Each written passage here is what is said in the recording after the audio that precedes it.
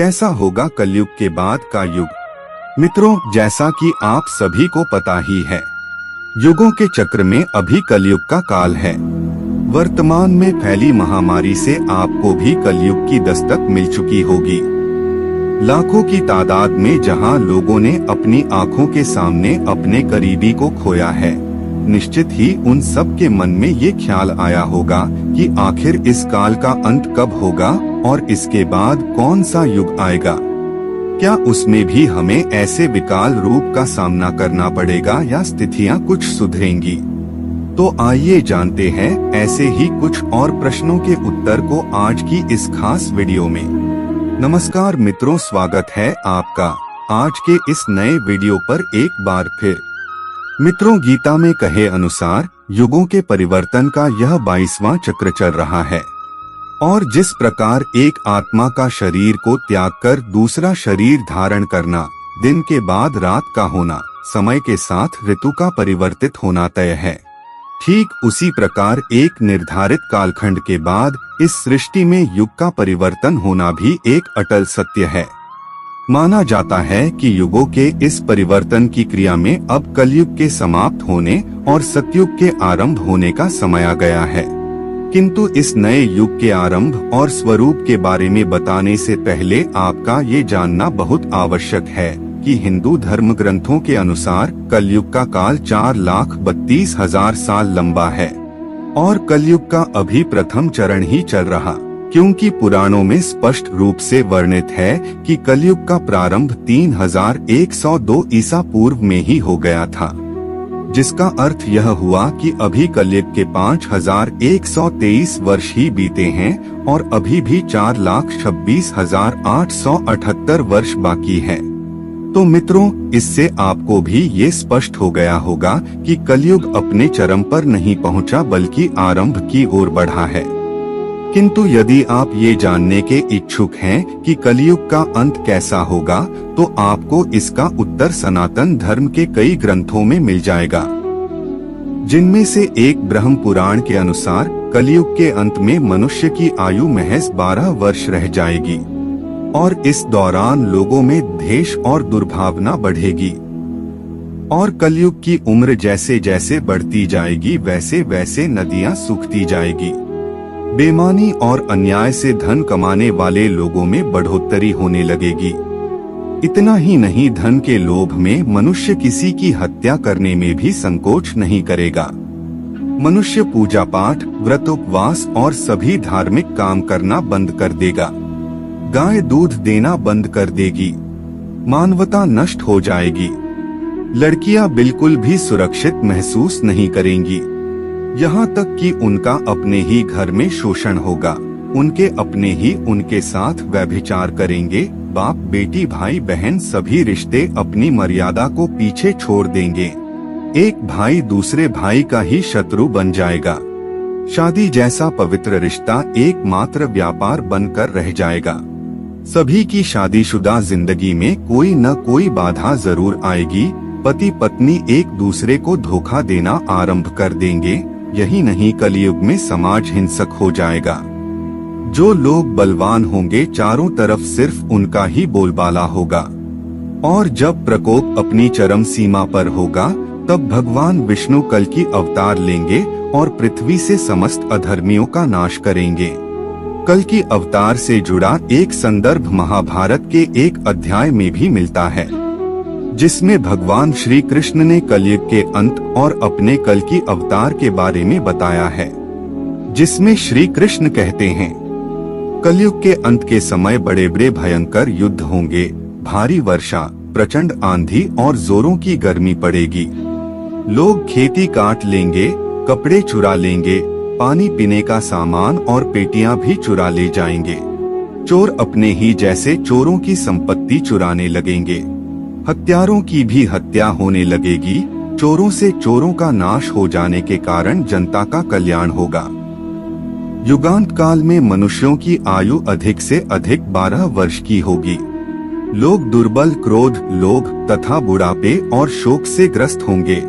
उस समय रोगों के कारण इंद्रियां क्षीण हो जाएंगी और जब कलयुग में पाप अपने चरम पर पहुंच जाएगा और पृथ्वी लोक से धर्म पूरी तरह से समाप्त होने लगेगा, तब मैं कल की रूप में अवतरित होकर इस धरा को पापों से मुक्त करूंगा और उसके बाद जो नया युग आएगा वह सतयुग कहलाएगा।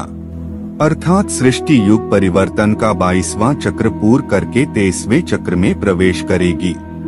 मित्रों, वही दूसरी तरफ शिव पुराण कलयुग के आरंभ के कुछ संकेतों को बताता है, जिससे आप यह अनुमान लगा सकते हैं कि अब कलयुग का आरंभ हो चुका है। जो यह कहता है कि घोर कलयुग आने पर मनुष्य पुण्य कर्म करना छोड़ दुराचार में फंस जाएगा, सत्य से मुंह फेर लेगा, दूसरों की निंदा में तत्पर हो जाएगा, दूसरे के धन को हड़प लेने की इच्छा मनुष्य के मन में घर कर जाएगी। न सिर्फ पराई स्त्रियों पर मनुष्यों का मन आसक्त होने लगेगा, बल्कि वो दूसरे प्राणियों की हिंसा में लग जाएगा और सभी अपने शरीर को ही आत्मा समझने लगेंगे और उसकी रक्षा के लिए अलग अलग तरकीबें अपनाएंगे। देखा जाए तो यह एक ऐसा युग होगा जिसमें मनुष्य गूढ़, नास्तिक और पशु बुद्धि वाले बन जाएंगे। संतान माता पिता से द्वेष रखेंगे, ब्राह्मण वेद बेचकर जीविका चलाएंगे, धन का उपार्जन करने के लिए ही विद्या का अभ्यास करेंगे और अधिकतम समय मद में मोहित रहेंगे। अपनी जाति के कर्म को छोड़ दूसरों को ठगेंगे और तीनों काल की संध्योपासना से दूर रहेंगे।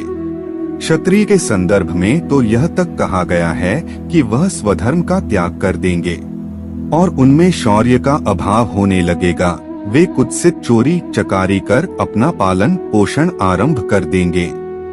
वो अपना कर्म धर्म छोड़कर उज्ज्वल वेशभूषा से विभूषित होकर व्यर्थ ही घूमेंगे और स्वन्य को कुलीन उच्च जाति का जानकर चारों वर्गों ब्राह्मण वैश्य शूद्र दलित के साथ वैवाहिक संबंध स्थापित कर सभी वर्गों को अपने संपर्क से भ्रष्ट करेंगे। इतना ही नहीं, कलयुग की स्त्रियां प्रायः सदाचार से भ्रष्ट और पति का अपमान करने वाली होगी। वह सास ससुर से घृणा करेगी, किसी का भी भय नहीं करेंगी, मलिन भोजन करेगी और अपने पति की सेवा से सदा ही विमुख रहेंगी। मित्रों, ध्यान दे तो शिव पुराण में वर्णित ये सारी बातें आज की स्थिति को देखकर सच लगती है, जबकि कलयुग ने तो अभी मात्र 5000 साल ही पूरे किए हैं और इसे समाप्त होने में अभी भी लाखों वर्ष बाकी है। तो जरा सोचिए, कल युग जब अपने चरम पर होगा तो उस समय क्या होगा। मित्रों, अब आते हैं आज की वीडियो के मुख्य विषय अर्थात सतयुग के वास्तविक स्वरूप की। तो मित्रों, आपको बता दें, पुराणों में वर्णित है कि सतयुग की अवधि 17,28,000 वर्ष होगी और इस युग में मनुष्यों की आयु 4000 से 10,000 वर्ष हो जाएगी। पृथ्वी लोक पर एक बार फिर धर्म का बोल बाला होगा। मनुष्य भौतिक सुख की जगह मानसिक सुखों पर बल देगा। मनुष्यों में एक दूसरे के लिए नफरत की कोई जगह नहीं होगी, चारों ओर प्यार ही प्यार होगा। मानवता की पुनः स्थापना होगी और मनुष्यों को परम ज्ञान की प्राप्ति होगी। लोग पूजन कर्मकांड में विश्वास करेंगे। साथ ही सतयुग में मनुष्य अपने तपोबल से भगवान से बात कर सकेगा। इस युग में लोगों को अपने शरीर पर पूर्ण नियंत्रण होगा और मात्र आत्मा के परमात्मा से मिलन से सभी सुखी होगा। अर्थात सतयुग को इस सृष्टि का स्वर्ण युग कहा जाएगा।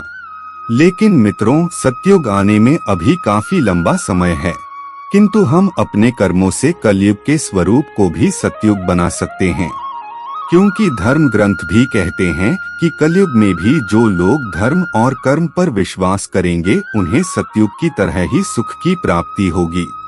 यदि आप भी इस घोर कलयुग में सतयुग का सुख पाना चाहते हैं तो अपने कर्मों पर ध्यान दीजिए और उस हर एक कर्म को सुधारिए जो आपको पाप का भागीदार बना सकता है। तो मित्रों, उम्मीद करते हैं आपको हमारी आज की ये वीडियो पसंद आई होगी। यदि हाँ तो नीचे कमेंट करके जरूर बताएं और ऐसी ही और भी आध्यात्मिक और धार्मिक जानकारी के लिए हमारे YouTube चैनल को सब्सक्राइब करना मत भूलिएगा। धन्यवाद।